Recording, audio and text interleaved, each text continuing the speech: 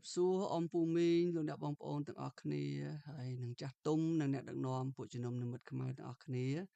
បាទនៅថ្ងៃនេះយើងអរគុណព្រះអង្គហើយដល់ពេលដែលយើងថ្វាយបង្គំព្រះម្ចាស់ដោយព្រះបន្ទូលផងព្រះម្ចាស់ហើយសូមអនុញ្ញាតឲ្យខ្ញុំបានលើកជូននៅព្រះគម្ពីរម៉ាថាយចំពុក5ខ4ហើយនិងខ10ណាបាទហើយយើងនឹងមើលជាមួយគ្នាក្នុងចំណងជើងថាការផ្លាស់ប្ដូរសម្ពាធនៃឆ្នាំ2026ទៅជាអំណាចខាងឯវិញ្ញាណបាទសូមអនុញ្ញាតឲ្យខ្ញុំបានអានក្នុងព្រះគម្ពីរម៉ាថាយចំពុក5ខ4ហើយនិងខ10ក្នុងខ4មានពរហើយអស់អ្នកណាដែលយំសោកត្បិតអ្នកទាំងនោះនឹងបានសេចក្តីកំសាន្តចិត្តខ10មានពរហើយអស់អ្នកណាដែលត្រូវគេបៀតបៀនដោយព្រោះសេចក្តីសុចរិតត្បិតនគរឋានសួគ៌ជារបស់ផងអ្នកទាំងនោះបាទមុននឹងយើងចូលទៅក្នុងព្រះបន្ទូលព្រះអង្គសិក្សាពីព្រះបន្ទូលព្រះអង្គខ្ញុំសូមបង្ហាញនៅផ្កាឈូកបាទស្អាតទេលោកអ្នកបងប្អូនបាទស្អាតទេចូលចិត្តទេអូបាទចូលចិត្តណាបាទហ្នឹងហើយបាទស្រឡាញ់បាទខ្ញុំក៏ចូលចិត្តដែរខ្ញុំក៏ស្រឡាញ់ដែរបាទមានទាំងផ្កាឈូករីកផ្កាឈូកកំពុំណាបាទអញ្ចឹងយើងដឹងថាផ្កាឈូកដុះចេញពីអីមកដឹងទេអូខេបាទខ្ញុំគិតថាទាំងអស់គ្នាបានដឹងហើយថ្ងៃនេះខ្ញុំចង់ឲ្យអ្នកបងប្អូនមើលផ្កាឈូកហើយនឹងភក់เนาะបាទហ្នឹងហើយបងប្អូនហើយយើងទាំងអស់គ្នាកំពុងតែឈរនៅមាត់ទ្វារនៃឆ្នាំ2026ប្រសិនបើយើងមើលព័ត៌មានឬក៏យើងមើលការព្យាករណ៍វិញឆ្នាំ2026ដូចជាធ្ងន់មែនតើសម្រាប់យើងបាទសម្រាប់លោកអ្នកបងប្អូនទាំងអស់គ្នាយើងទាំងអស់គ្នាបានជាប់មកនៅស្នាមរបួសនៃឆ្នាំ2025គឺជាចំនួននៅតាមព្រំដែនរបស់យើងនោះរបួសខ្លាំងមែនតើបាទហើយសេដ្ឋកិច្ចរបស់យើងមានកំណើនយឺតទៅទៀតហើយប្រការពីរនេះធ្វើឲ្យហប៉ាវរបស់លោកអ្នកបងប្អូនហើយនឹងកប៉ាវខ្ញុំដែរបាទធូហ្មងហើយពេលខ្លះទេបាទបងប្អូនធ្លាប់មានកប៉ាវទទេបាទខ្ញុំធ្លាប់បាទថ្ងៃខ្លះទទេមែនណាបាទកប៉ាវទទេមែនតើហ្មងថ្ងៃខ្លះហ្នឹងហើយបាទលោកអ្នកបងប្អូនហើយមនុស្សជាច្រើនអ្នកណាស់មានអារម្មណ៍បាក់ទឹកចិត្តមានអារម្មណ៍ថាខូចចិត្តហើយរហូតដល់ធ្វើឲ្យលោកស្រីមួយចំនួននោះមកសួរខ្ញុំចេះថាលោកគ្រូតើឲ្យយើងបដិញ្ញាចិត្តឆ្នាំថ្មី2026របៀបណាលោកគ្រូបើនៅពេលដែលយើងឆ្នាំ2026នេះយើងមើលទៅហាក់ដូចជាគ្រាន់តែព្យាយាមឲ្យរស់នៅឲ្យមានជីវិតហ្នឹងក៏ពិបាកទៅហើយលោកគ្រូឲ្យយើងបដិញ្ញាចិត្តឆ្នាំ2026បដិញ្ញារបៀបម៉េចទៅលោកគ្រូណោះលោកអ្នកបងប្អូនហើយខ្ញុំចង់ឲ្យលោកបងប្អូនកលេចមើលផ្កាឈូកដែលយើងមើលបាញ់មិញណោះហ្នឹងហើយផ្កាឈូកវាបានដុះចេញពីលើកំពូលភ្នំឬពីកន្លែងដែលមានអាកាសធាតុស្អាតឬកន្លែងដែលល្អទេខ្ញុំជឿលោកអ្នកបងប្អូនហើយនឹងខ្ញុំក៏ដឹងច្បាស់ហើយថាផ្កាឈូកដុះចេញពីភក់កាន់តែកខ្វក់ផ្កាឈូកកាន់តែស្រស់ស្អាតសូមឲ្យខ្ញុំធ្វើការប្រៀបប្រដូចឆ្នាំ2026នេះទៅជាភក់ជាឆ្នាំនៃភក់លោកអ្នកបងប្អូនហើយការលំបាកផ្នែកខាងសេដ្ឋកិច្ចនិងភាពមិនប្រកបប្រជាភាពប្រែប្រួលរបស់ពិភពលោករួមទាំងអ្នកដឹកនាំពិភពលោកនេះផងមានការប្រែប្រួលមិនទៀងស្មានមិនត្រូវក៏ប៉ុន្តែការណែនាំរបស់ព្រះអង្គម្ចាស់នៃយើងសម្រាប់យើងទាំងអស់គ្នានៅពេលនេះគឺមិនត្រូវឲ្យយើងរត់ចេញពីភក់ទេលោកអ្នកបងប្អូនហើយយើងត្រូវតែបន្តរីកដុះដាលនៅក្នុងភក់នោះសូមឲ្យខ្ញុំជួបលោកអ្នកបងប្អូននៅសម្រងសម្ដីមួយពីលោក Franklin D. Roosevelt លោកបាននិយាយយ៉ាងដូចនេះថាសមុទ្រដែលស្ងប់ស្ងាត់មិនដែលបង្កើតនាវិកជំនាញនោះទេព្រះមិនបានហៅយើងទាំងអស់គ្នាឲ្យមានជីវិតរស់នៅដោយរលូននៅក្នុងឆ្នាំ2026នេះទេលោកអ្នកបងប្អូនហើយ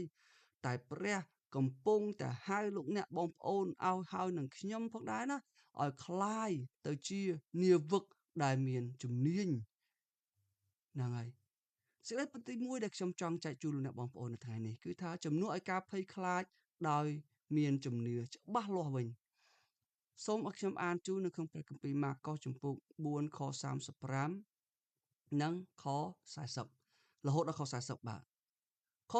35លុះពេលល្ងាចថ្ងៃនោះឯងទ្រង់មានព្រះបន្ទូលទៅពួកសិស្សថាចូលយើងឆ្លងទៅត្រើយម្ខាងកាលបានឲ្យពួកវងមនុស្សទៅវិញហើយ ពួកសិស្សក៏ទទួលទ្រង់តាមភាពដដែលនៅក្នុងទូកហើយមានទូកតូចៗដោយឯទៀតខ្លះទៀតទៅជាមួយដែរនោះកើតមានខ្យល់ព្យុះជាខ្លាំងហើយរលកបោកចូលក្នុងទូកដល់ម្លេះបានជាទូកពេញហើយតែទ្រង់ទុំលក់លើខ្នើយនៅកន្សែងទូកពួកសិស្សដាស់ទ្រង់ឡើងហើយទូលថាលោកគ្រូអើយយើងវិនិច្ឆ័យហើយលោកមិនរវល់ទេឬអីកាលតើនឡើងទ្រង់កំហែងខ្យល់ក៏បង្គាប់ទៅសមុទ្រថាចូលស្ងៀមទៅហើយឈប់ចុះនោះខ្យល់ក៏ស្ងប់ហើយស្ងាត់ឈឹងសូន្យទាំងអស់ទៅរួចទ្រង់មានបន្ទូលថាហេតុអ្វីបានជាអ្នករាល់គ្នាភ័យដល់ម្លេះម្ដេចក៏គ្មានសេចក្តីជំនឿនៅក្នុងម៉ាកុសចំពុក4ណាពួកសិស្សពួកគេទាំងអស់គ្នាជាសិស្សព្រះអង្គហ្នឹងអ្នកខ្លះជាអ្នកនេសាទពួកគេមានបទពិសោធន៍ណាស់លោកអ្នកបងប្អូនហើយនៅលើទឹកបាទព្រោះពួកគេនេសាទរបររស់ស៊ីរបស់គេគឺជាអ្នកនេសាទហ្នឹងគេជំនាញជាមួយនឹងទូកជំនាញជាមួយនឹងទឹកជំនាញជាមួយនឹងរលកគេជួបព្យុះជួបអីច្រើនហើយប៉ុន្តែហេតុអីពួកគេបែរជាស្លន់ស្លោទៅវិញពីព្រោះ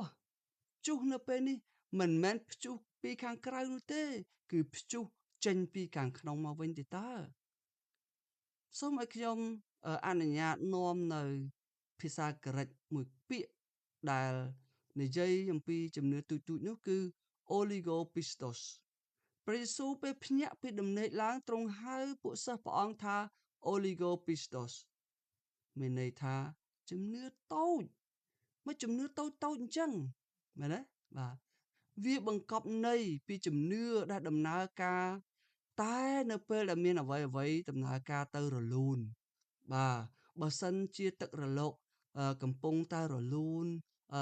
រលកព្រិចហើយមានពន្លឺចែងចាំងនៅពីខាងលើជំនឿតូចហ្នឹងគឺប្រៀបដូចអញ្ចឹងបាទបើរលកព្រិចហើយមានពន្លឺនៅលើរលកព្រិចហ្នឹងអូអានោះជំនឿតូចហ្នឹងបកាយច្រើនណាស់បាទប៉ុន្តែពេលព្យុះពួកគេបាត់អស់ហើយជំនឿព្រិចនោះជំនឿចែងចាំងនោះពន្លឺដែលថ្ងៃចែងចាំងនៅលើផ្ទៃរលកនោះឯងការអនុវត្តនៅក្នុងឆ្នាំ2026ព្យុះគឺជាអតិបរមាព្យុះគឺជាចំនួនព្រំដែន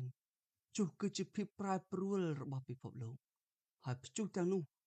ខ្លាំងហិមាណាស់លោកអ្នកបងប្អូនហើយនឹងខ្ញុំពិបាកទប់ទល់នឹងព្យុះនោះមែនក៏ប៉ុន្តែភាពស្ងៀមស្ងាត់របស់ព្រះយេស៊ូវនៅក្នុងទូកមិនមែនមានន័យថាព្រះអង្គអវត្តមាននោះទេជីវិតលោកអ្នកបងប្អូនដែលកំពុងជួបព្យុះហើយមើលទៅហាក់ដូចជាគ្មានព្រះយេស៊ូវនៅក្នុងនោះមិនមែនមានន័យថាព្រះយេស៊ូវអវត្តមាននោះទេក៏ប៉ុន្តែមានន័យថាគឺជាសន្តិភាពទៅវិញទេគោលដៅនៅក្នុងឆ្នាំនេះសូមលោកអ្នកបងប្អូនឈប់មើលទំហំនៃរលកសូមលោកអ្នកបងប្អូនឈប់មើលកម្ពស់នៃរលកសូមលោកអ្នកបងប្អូនឈប់មើលកម្លាំងនៃរលកប៉ុន្តែចូលយើងក៏លេចភ្នែកយើងមើលទៅលោកកាពីតែនវិញគឺជាប្រធាននាវិកដែលកំពុងតែនៅក្នុងទូកនៃជីវិតរបស់លោកអ្នកបងប្អូនហើយនឹងខ្ញុំហើយទូកយើងនេះកំពុងតែឆ្លងកាត់ព្យុះដ៏ខ្លាំងមហិមាលោកអ្នកបងប្អូនហើយជំនឿរបស់យើងប្រៀបប្រដូចជាសាច់ដុំដែលលូតលាស់តែនៅពេលណាដែលទទួលបាននៅការសាកល្បងតែប៉ុណ្ណោះបើសិនជាយើងខ្លាចយើងមិនចង់បានទទួលបាននៅការសាកល្បងទេនោះសាច់ដុំនៃជំនឿរបស់យើងក៏គ្មានការលូតលាស់ដែរសេចក្តីពិតទី2ខ្ញុំចង់ចែកជូនលោកអ្នកបងប្អូនថ្ងៃនេះថាទទួលបានកម្លាំងនៅក្នុងភាពអស់កម្លាំងពងសាវតារក្សត្រខ្សែទី1ជំពូក19គឺជាកន្លែងដែលជាខគម្ពីរដែលនិយាយអំពីហោរាម្នាក់ឈ្មោះហោរាអេលីយ៉ាគឺជាព្យាការីដ៏មានឫទ្ធានុភាពរបស់ព្រះប៉ុន្តែនៅក្នុងនេះពេលនេះបើយើងអានយើងឃើញថាគាត់នឿយហត់ហើយបន្ទាប់ពីទទួលបាននៅការគម្រាមកំហែងពីអគ្គមហាសីរបស់ស្ដេចអាហាបគឺព្រះនាងដ៏ឆើតឆាយឆោមរូបឆោមលោមល្អព្រះនាងយេសេបិលនោះ គាត់បានអង្គុយក្រោមដើមឈើមួយហើយនិយាយប្រាប់ខ្លួនឯងថាល្មមហើយល្មមហើយប្រហែលជាលោកអ្នកបងប្អូនមានអារម្មណ៍បែបនេះនៅក្នុងអាជីវកម្មរបស់លោកអ្នកបងប្អូនលោកអ្នកបងប្អូនមានអារម្មណ៍បែបនេះនៅក្នុងហាងរបស់លោកបងប្អូនលោកអ្នកបងប្អូនមានអារម្មណ៍បែបនេះនៅតូបរបស់លោកបងប្អូនលោកអ្នកបងប្អូនមានអារម្មណ៍បែបនេះអំពីបំណុលគ្រួសាររបស់លោកអ្នកបងប្អូនលោកអំពីជំងឺរបស់លោកបងប្អូនជោគវាសនាអនាគតកូនចៅរបស់លោកអ្នកបងប្អូនធ្វើឲ្យលោកអ្នកបងប្អូនមានអារម្មណ៍ថាល្មមហើយប៉ុន្តែបើយើងសិក្សាក្នុងខគម្ពីរនេះដដែលយើងឃើញមានពាក្យពីរដែលដកស្រង់បានចេញពីព្រះគម្ពីរហេព្រើរគឺគូមនិងអាកាល់ព្រះមិនបានបង្រៀនអេលីយ៉ាអំពីទេវវិទ្យាជ្រៅជ្រះឬក៏វិជ្ជាព្រះជ្រៅជ្រះណាទេតែទ្រង់បែរជាចាត់ទេវតាមួយអង្គហើយអមននិយាយប្រាប់អេលីយ៉ាថាចូលក្រកឡើងគូមហើយបរិភោគអាកាល់ព្រះបានប្រទានកម្លាំងកាយសម្រាប់ឲ្យយើងទាំងអស់គ្នាបន្តដំណើរទៅមុខខាងឯវិញ្ញាណរបស់យើងទាំងអស់គ្នាលោកស្រី Corrie ten Boom គឺជាគ្រីស្ទបរិស័ទម្នាក់ដែលបានរួចផុតពីជំនុំពីឃុំជីពីកន្លែងគេជំនុំជម្រះគាត់គេឃុំឃាំងគាត់ណាគាត់បាននិយាយពាក្យមួយឃ្លានេះគឺគាត់ថាគ្មានរណ្ដៅណាជ្រៅដល់ថ្នាក់ដែលសេចក្តីស្រឡាញ់របស់ព្រះមិនជ្រៅជាងនោះទេលោកអ្នកបងប្អូនហើយព្រះជ្រាបថាលោកអ្នកបងប្អូនហើយនឹងខ្ញុំនឿយហត់ហើយប៉ុន្តែផ្លូវរបស់ពួកយើងមាគ៌ារបស់ពួកយើងមិនមែនដើរតែម្នាក់ឯងនៅក្នុងសេចក្តីជំនឿបែបអរូបីនោះទេប៉ុន្តែ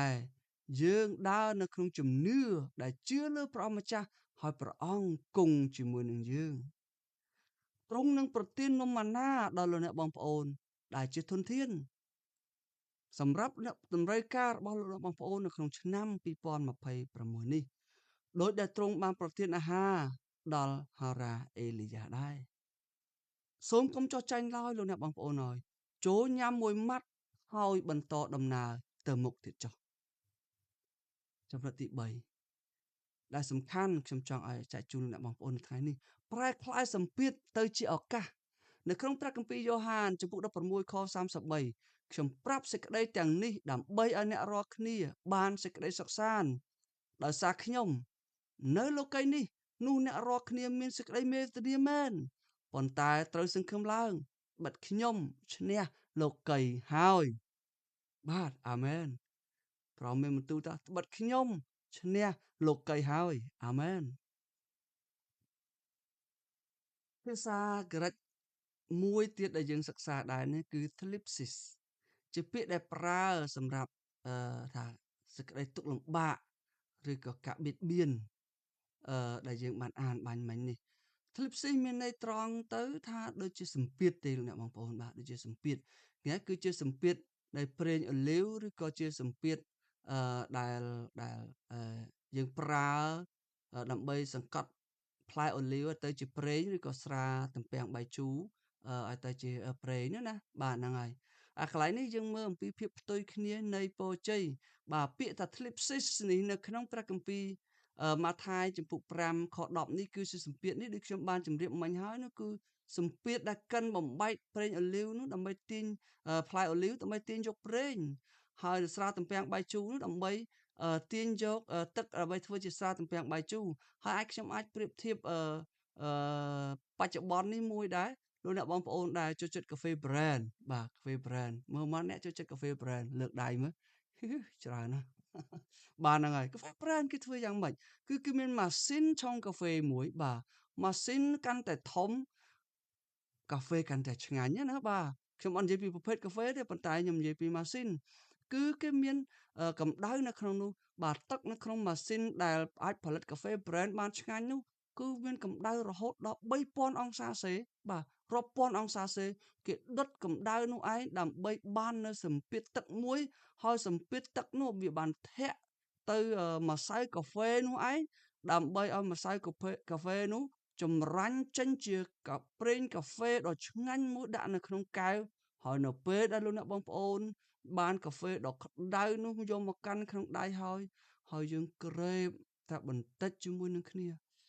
អូឆ្ងាញ់ណាស់បាទដាក់ទៅស្វាងបាទស្វាងហ្មងគាត់និយាយរឿងកាហ្វេប៉ុណ្ណឹងនាំគ្នាលាបទឹកមាត់ហើយកុំតន់លាបទឹកមាត់បាទកុំតន់លាបទឹកមាត់ចាំចប់ណាបាទចាំចប់ទៅជាមួយខ្ញុំហ្នឹងហើយចាំចប់ទៅជាមួយខ្ញុំយើងហូបកាហ្វេជាមួយគ្នាបន្តិចទៀតចប់ឥឡូវហ្នឹងហើយបាទបន្តិចទៀតចប់ឥឡូវដែរយើងទៅមើលភាពផ្ទុយគ្នានៃពរជ័យព្រះគម្ពីរម៉ាថាយចំពុក5ខ10នេះនិយាយអំពីមានពរហើយអស់អ្នកដែលត្រូវគេបៀតបៀននេះសម្ពាធកន្លែងនេះបាទព្រះអង្គបែរជានិយាយផ្ទុយទៅវិញថានៅពេលដែលគេបៀតបៀននៅពេលដែលលោកអ្នកបងប្អូនរងសម្ពាធនោះយើងជាអ្នកមានពរទៅវិញគឺនៅពេលដែលយើងរងសម្ពាធដោយព្រោះអីដោយព្រោះសេចក្តីសុចរិតហើយព្រះអង្គឲ្យពរថាម៉េចថាត្បិតនគរឋានសួគ៌ជារបស់ផងអ្នកទាំងនោះវ៉ាវលោកអ្នកបងប្អូនហើយអស្ចារ្យទេបើគ្មានធ្លាប់ស៊ីសទេបើគ្មានសម្ពាធទេបើគ្មានការបៀតបៀននោះទេនោះពិតជាគ្មានប្រេងឡើយខ្ញុំសំដៅទៅលើប្រេងតាំងការចាក់ប្រេងតាំងនេះឯងបើគ្មានសម្ពាធនោះទេលោកអ្នកបងប្អូនហើយនឹងខ្ញុំរស់នៅគ្មានប្រេងតាំងមកអំពីព្រះអម្ចាស់ឡើយថ្ងៃនេះខ្ញុំចង់នាំយើងទៅការអនុវត្តមួយសម្ពាធសេដ្ឋកិច្ចបង្រៀនយើងអំពីការគ្រប់គ្រងដ៏ឆ្លៀសវៃហើយសប្បុរសផងខ្ញុំសង្ឃឹមថាលោកអ្នកបងប្អូននឹងគ្រប់គ្រងអាជីវកម្មរបស់លោកអ្នកបងប្អូនរោងចក្ររបស់លោកបងប្អូនហាងរបស់លោកបងប្អូនប្រកបដោយភាពឆ្លៀសវៃ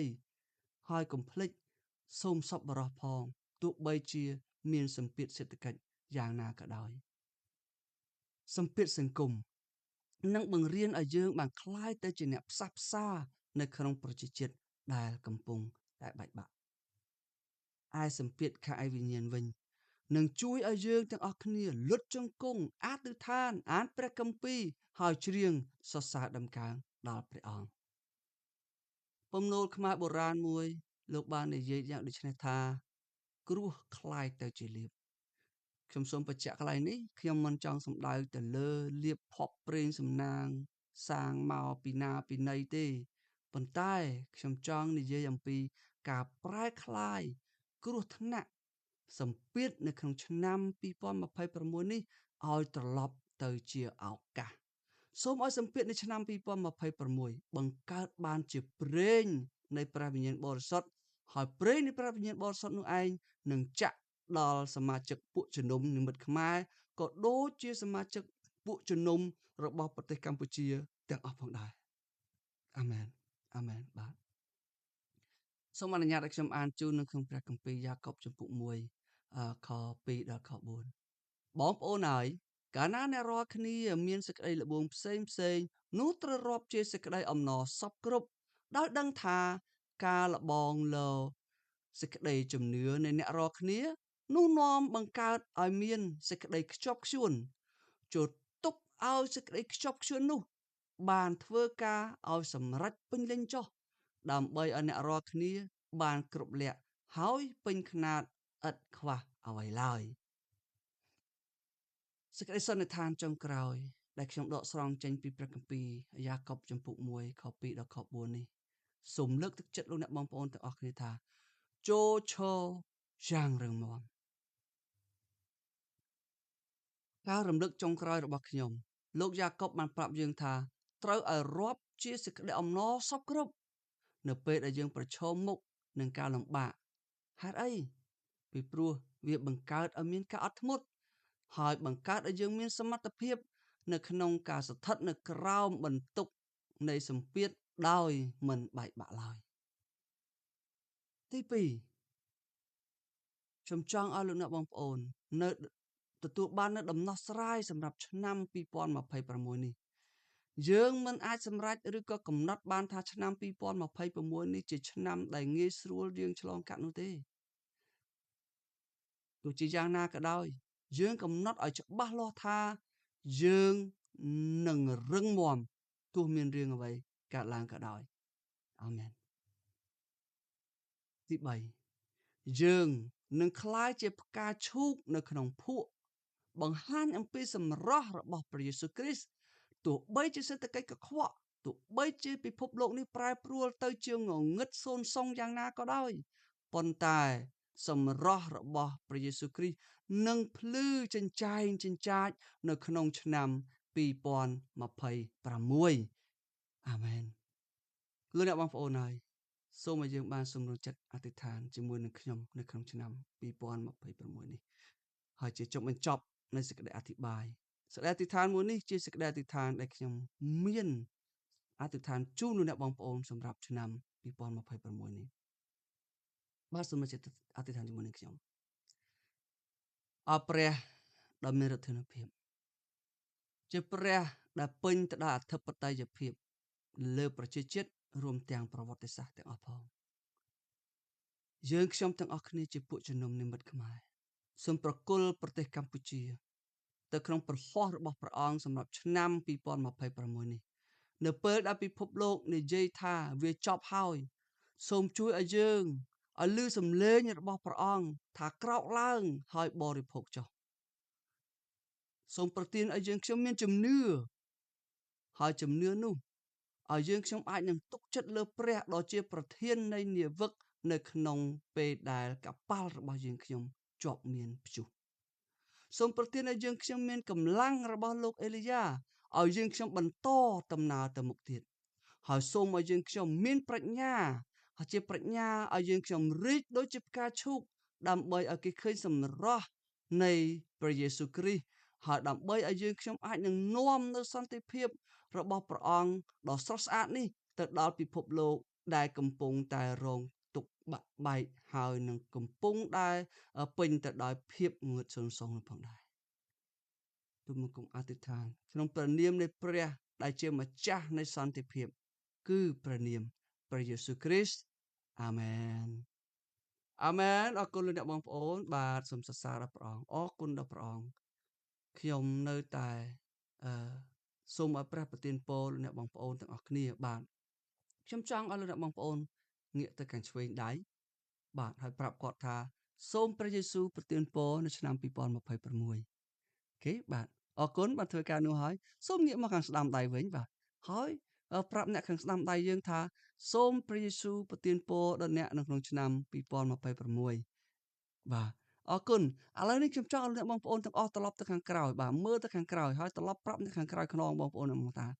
សូមព្រះយេស៊ូវប្រទានពរឆ្នាំ2026បាទអរគុណច្រើនហើយសូមត្រឡប់មកខាងមុខវិញហើយខ្ញុំសូមឲ្យព្រះយេស៊ូវប្រទានពរលោកអ្នកបងប្អូននៅក្នុងឆ្នាំ2026នេះបំផ្លាស់បំប្រែគ្រប់ទាំងសម្ពាធទាំងអស់ឲ្យទៅជាអំណាចខាងឯវិញ្ញាណហើយសូមព្រះវិញ្ញាណបរិសុទ្ធបានបំពេញលោកអ្នកបងប្អូនជាពួកជំនុំនិមិត្តខ្មែរគ្រប់គ្នាក្នុងព្រះនាមព្រះម្ចាស់ព្រះយេស៊ូវគ្រីស្ទអាមែនអាមែនសូមព្រះប្រទានពរបាទ